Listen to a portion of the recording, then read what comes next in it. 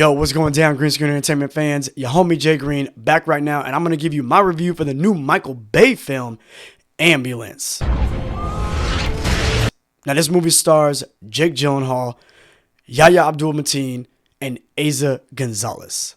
Swing, swing. Alright fam, now for those of you out there who have no idea what this film is all about, we are basically following Yahya Abdul-Mateen and Jake Gyllenhaal's character throughout the entire film. Now these two have just pulled off an amazing bank heist.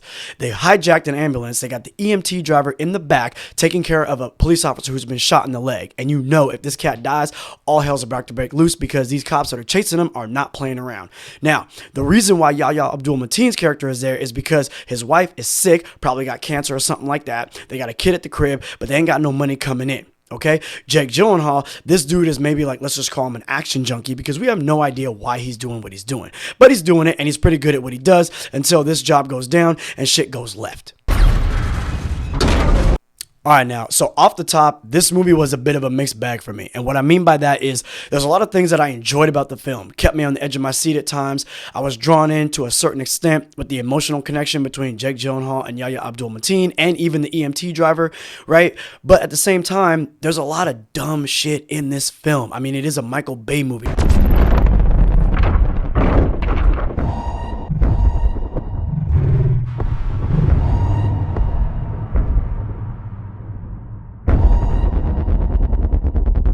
And I hate to say that about Michael Bay because I do love him as a director. I mean, this guy has brought us some great films such as The Rock and the first Bad Boys, but it has been a cool-ass minute since he's had anything of that quality. Now, in this film, he brings us a lot of his Michael Bay-isms that usually tend to take most of his films down a notch. We're talking about gratuitous ass shots, dumbass and corny ass jokes in the most unrealistic time, and we get some random gratuitous explosions. Now, I don't really mind those too much, but in this one, he brings us another one to the table, and that is the FPV drone shots.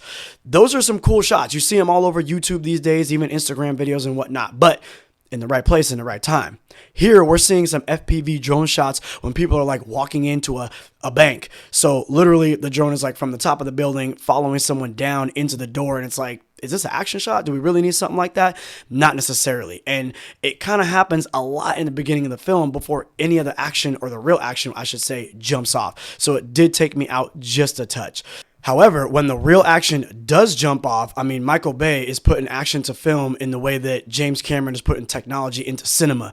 There's not really many directors that can do it better than him, and the FPV drone shots do actually lend a great hand to making you feel like you are in the driver's seat in this film. So I did like that for reals. Now for some of the things that I didn't like, but at the same time I did like, and somehow they still kept me on the edge of my seat, but yet I'm still looking at my wife, the nurse, scratching my head like, what the fuck is going on right now? This cop is shot in the back, and they're trying to basically perform surgery on this guy. He's awake, there's no anesthesia, there's no antiseptic, they don't have surgical tools, but somehow they're pulling the bullet out, going deep into him with both hands. This shit is unbelievable. But yet again, I'm gripping the edge of my seat like, fuck, think he's gonna make it?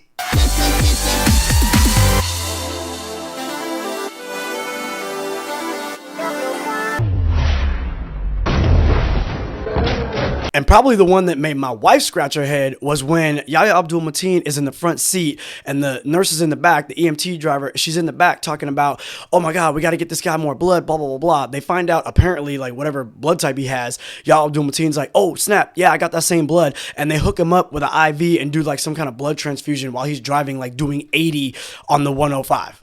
Now, again, unrealistic. I'm speechless. I'm speechless for why it's so unrealistic, but yet at the same time, I'm on the edge of my seat like, I hope this guy's going to be all right.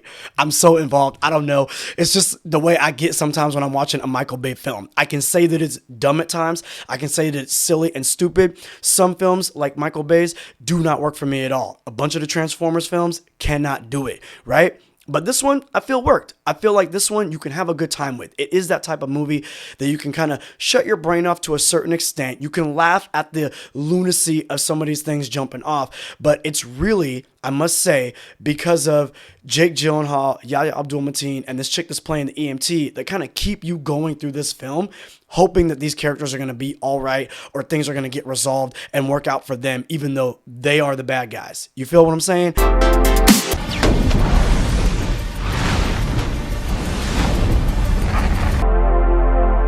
Now, while Michael Bay throws everything but the kitchen sink at all of his films, the one thing that I wish he had thrown at this film was a little bit more backstory to Jake Gyllenhaal and Yahya Abdul-Mateen's characters, right? We know that Yahya, he lost his family or something like that when he was young. Jake Gyllenhaal's family basically took him in, and Jake Gyllenhaal's family was into some ruthless shit because his dad was like a murderer, worked for the cartel or whatever, and he robbed a whole bunch of banks, and that's kind of where Jake Gyllenhaal gets it from. But at some point in time, as they grew up, they kind of grew apart, and, you know, Jake kind of goes the way of crime, and Yahya kind of goes the way of the military and being an honorable guy, starting a family and stuff. But we don't really ever understand what truly made that break happen. And I think it would have been nice to be able to know what that was, so then when they come back together for this particular heist, there's a little bit more emotional weight to the situation.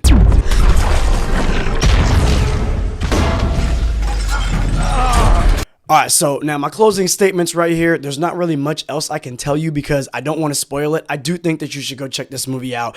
Big screen, loud sound, all that. It's worth it. It's fun. Popcorn, peanut M&Ms. You know how we do it. Shove it in your face. You're going to have a great time.